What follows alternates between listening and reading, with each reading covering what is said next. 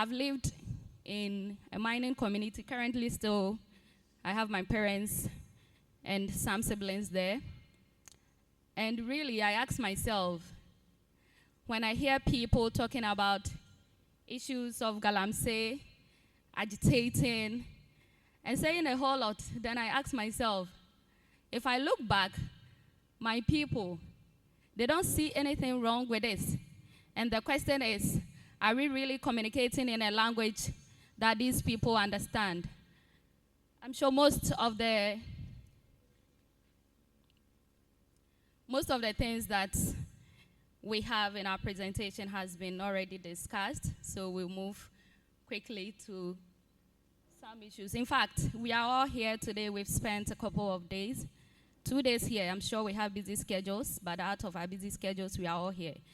And the concern has really been that why do we have to leave the things that are also important to us to be here today? Because this is also one of the issues that contribute to socio-economic development.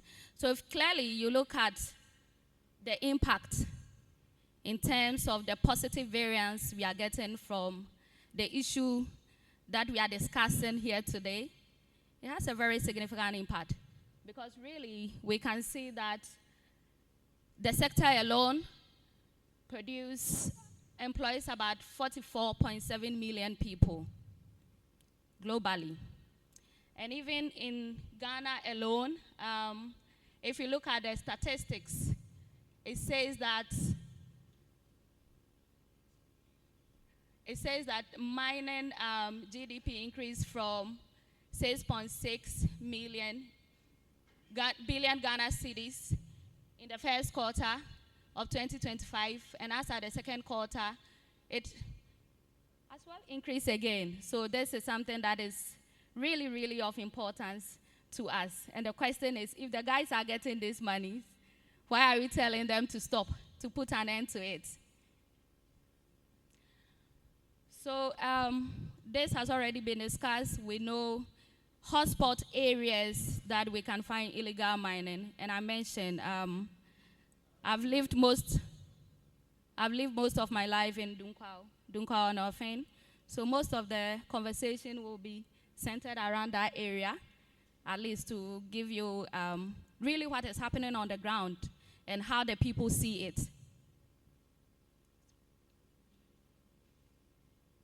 Okay, since yesterday and today, we've been discussing. We have a lot of policies, regulations, laws regarding this, and some of these laws came into existence before I was born. And the question really is there something wrong with these laws?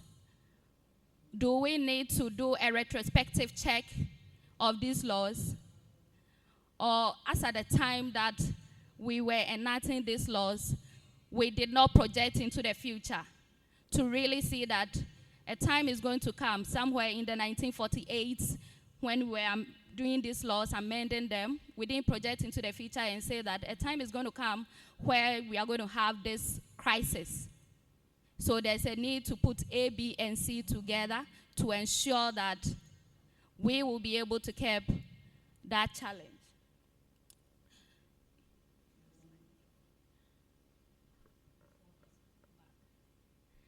So I remember when I was young, we all know that the president there's a power that has been vested in the president to have control over our mineral resources, in fact the gold.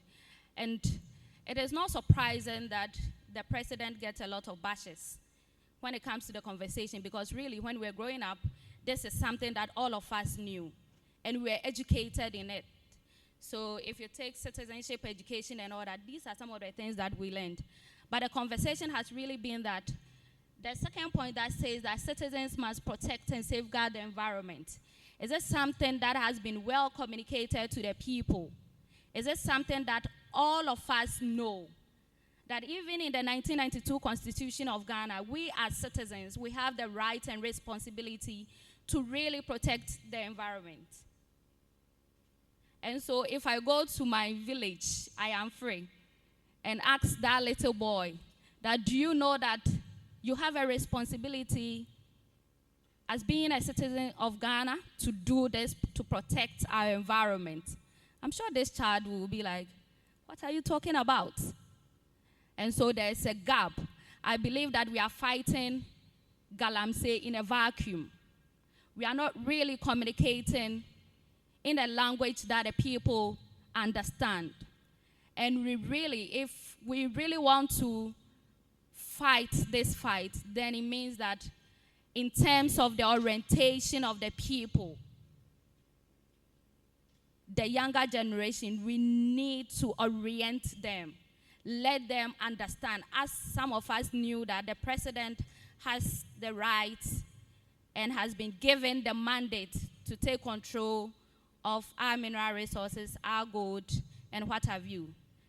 We need to cascade the conversation down to the ordinary Ghanaian, to the rural communities.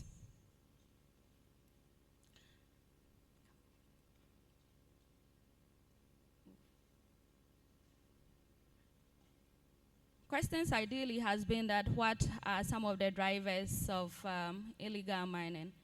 And for here, I like to go with the misalignment of the fight when it comes to illegal mining, right? So let me give a practical example. Growing up in a small village, I am free, where you see illegal mining activities all over. There were these guys, at least some of us probably were fortunate that we come from elite families, so our parents will tell you, you need to go to school. So we went to school. We've gone to school, fine. At least we've had our secondary education, first degree, second degree. You go back and these guys, you were older than them, right? And then you've had education. They didn't get opportunity to have the same education, but they are really living their life.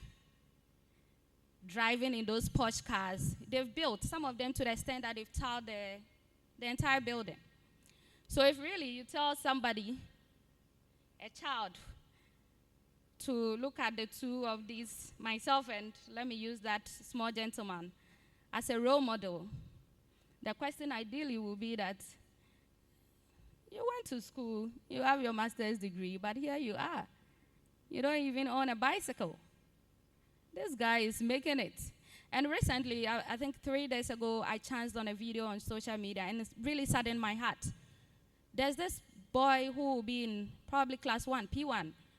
They asked him, what do you want to do when you grow up? He says that I want to do Galamsey. There's a little boy who was sitting beside him. He said, I want to do a water job. So at least he has seen that when somebody is doing the Galamsey, they need water. So that's what he wants to do.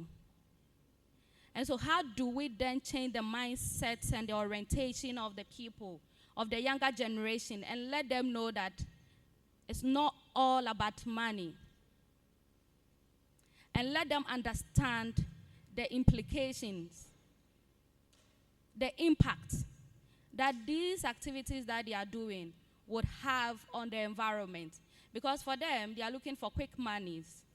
In as much as we know that we have our big people in the game who are doing that, the vulnerable ones are those in the rural communities, those young and youths that get themselves entangled in this activity.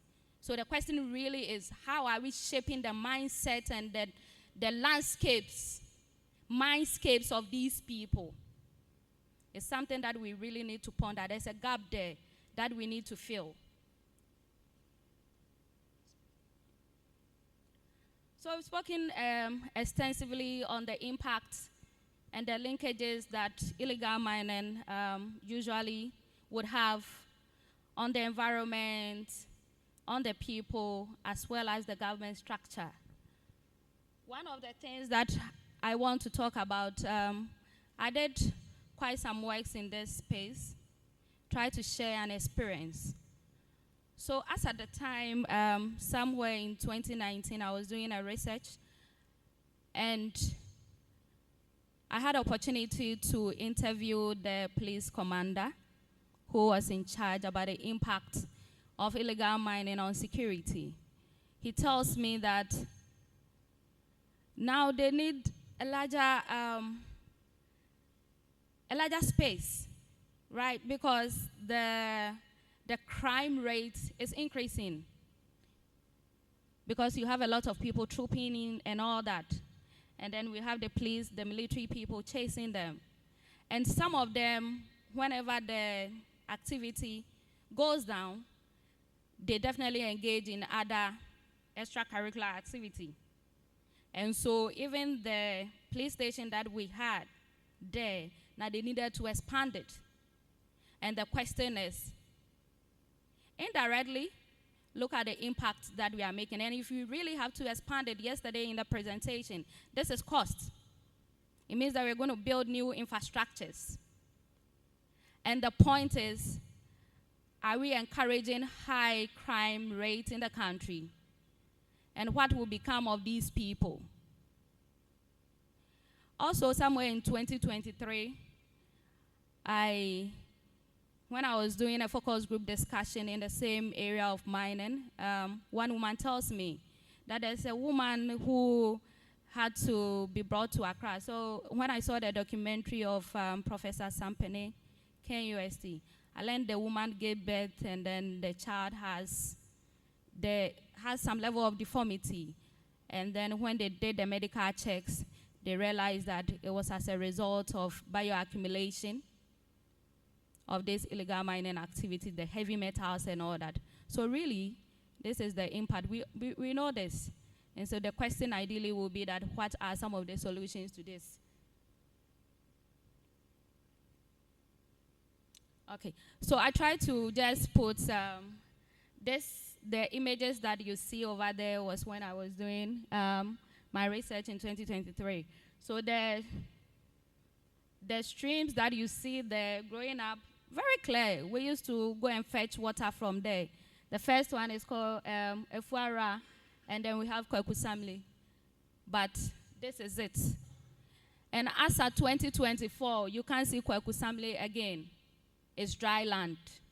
And that is the impact. And these guys over there, it's just a few distance to both streams.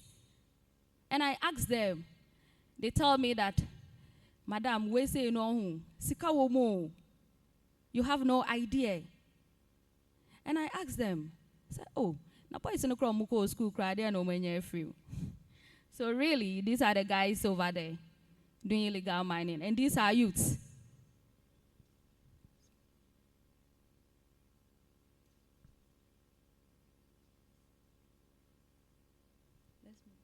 All these things have been discussed already, so I don't want to really.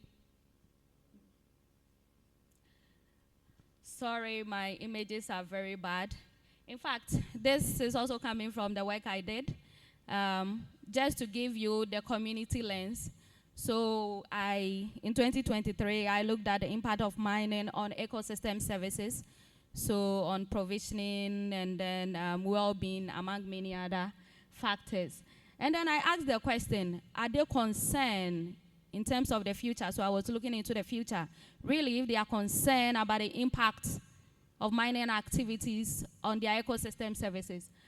And I had almost 85% saying that really they are concerned. So these are the people.